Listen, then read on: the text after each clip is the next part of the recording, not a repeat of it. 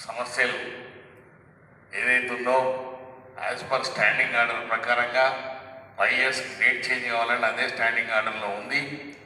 అదే యాజమాన్యం దృష్టికి కానీ గౌరవ మంత్రివర్యుల దృష్టికి కానీ తీసుకెళ్లడం జరిగింది. కారణాలు ఏమైనా ఇచ్చే దశలో వీళ్ళు ధర్నాలు నిర్వహించడం వల్ల ఆయన కొంత కోపం రావడం జరిగింది.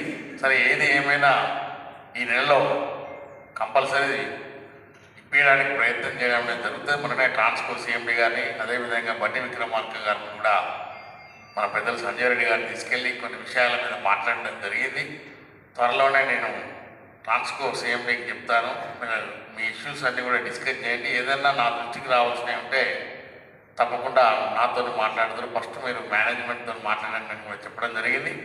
సరే యాజమాన్యం దృష్టికి కూడా తీసుకెళ్తే మరి తప్పకుండా 22 నాడు మళ్ళీ ట్రాన్స్కో సిఎండి జిఎస్టీ మీటింగ్కి వెళ్ళాడు. బట్టి గారు కూడా వెళ్ళారు అక్కడికి. మరి వచ్చిన తర్వాత తప్పకుండా ఒక జాయింట్ మీటింగ్ తీసుకుంటే ఈ సమస్యలన్నిటికీ పరిష్కారం అనేది దొరుకుతుంది. సరే ఏం చేసినా ముఖ్యంగా అందరికంటే చాలా ఇబ్బందిలో ఉన్నటువంటి వ్యక్తులు ఎవరయ్యా అంటే ఈరోజు బిల్ కలెక్టర్స్ గృహజ్యోతి స్కీమ్ వల్ల వాళ్ళ ఉపాధి దెబ్బతిన్నమాట వాస్తవం. అదేవిధంగా స్పాట్ బిల్డర్స్, నెక్స్ట్ కేటగిరీలకు వచ్చేవారు ఇంకా స్టోర్లో పనిచేసే వాళ్ళు ఉన్నారు, తర్వాత ఎస్పీఎంలో పనిచేసే కార్మికులు, టోటల్గా ఓవరాల్గా ఒక 7,000 మంది ఈ ఎలక్ట్రిసిటీ సెక్టర్లో ఒక స్థాయి కనుక తీసుకొస్తే ఈ ఎలక్ట్రిసిటీ ఇండస్ట్రీలో ఉన్నటువంటి కార్మికులంతా హ్యాపీగా ఉండే అవకాశం ఉంది. మరి తప్పకుండా నా శాయశక్తుల ప్రయత్నం చేసి ఎవరైతే ఇప్పుడు ఈ మిగతా కేటగిరీస్ ఏవైతే ఉన్నాయో అవన్నీ పీస్ రేట్ మూలంగా ఆర్టిజన్లుగా కాకుండా మిగిలిపోయారు. అందులో అన్మైండ్ డిస్ట్రిబ్యూషన్ వర్కర్స్ కూడా ఆ రోజు ఈపీఎఫ్ లేకపోవడం వల్ల వాళ్ళు కూడా ఆర్టిజన్లు కాలేకపోయారు. సరే ఈరోజు అన్మైండ్ వర్కర్స్కి అన్నిటికీ అన్ని స్థాయిలో అన్నీ కూడా సక్రమంగా ఇప్పించడం జరిగింది.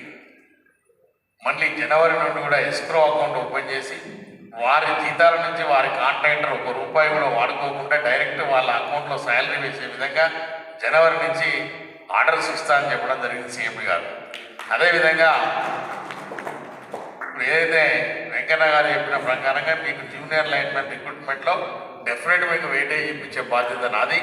తప్పకుండా ఇప్పిస్తారు. మీరు ఇప్పటికెళ్ళి కష్టపడండి. ఎందుకంటే జూనియర్ లైన్మెన్ నోటిఫికేషన్ వచ్చిన తర్వాత తొందరపడడం కంటే నోటిఫికేషన్ రాకముందే మీరు కనుక ప్రిపేర్ అయితే తప్పకుండా క్వాలిఫై అయితే మీకు ఉద్యోగం వచ్చే అవకాశం ఉంది. కాబట్టి తప్పకుండా మీరు ప్రిపేర్ కావాలని కూడా మీ అందరికీ తెలియజేస్తున్నా.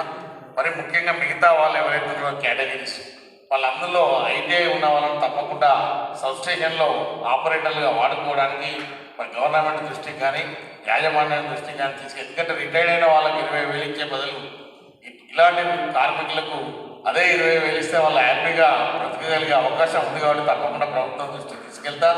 అదేవిధంగా ఏదైతే బిల్ కలెక్టర్స్ ఉన్నారో వాళ్ళు హాఫ్ డే